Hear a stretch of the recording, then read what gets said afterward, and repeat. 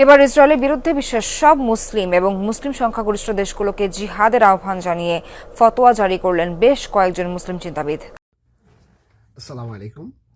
যমুনা টিভির একটা নিউজ দেখলাম, আলহামদুলিল্লাহ খুবই ভালো লাগলো যে গাজাবাসীর পক্ষে একটা মানে ইসলামী বোর্ড আর কি, তারা ফতোয়া জারি করছে যে এটা হচ্ছে ফরজ। মানে যদি আমরা এখন গাজাবাসী পাশে না দাঁড়াতে পারি, সেটা হচ্ছে আমাদের দায়ী, কারণ আমরা মুসলিম উম্মাকে বাঁচাতে পারলাম না। আর গাজাবাসী নিঃশেষ হওয়ার আর কয়েকটা দিন বাকি।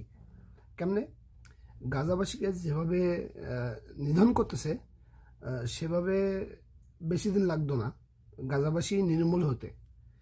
ইসরায়েল বা আমেরিকার যে মানে মানসিকতা, সেটার মধ্যে উপলব্ধি করি যে ওরা চায় গাজাবাসী এবং ফিলিস্তিনকে নিধন করতে। অলরেডি তার 90% কমপ্লিট, আর অল্প একটু বাকি আছে। তো আর যারা বেঁচে আছে তাদেরকে মেরে ফেলার জন্য অটোমেটিক বোমা হামলা করতেছে। তো তার বিরুদ্ধে ইসলামী যেসব সংগঠনগুলো আছে বা ইসলামী যেসব দেশগুলো আছে, তাদের থেকে একটা মন্তব্য আসছে। তো আমরা দেখতে পাচ্ছি যমুনা টিভির নিউজ।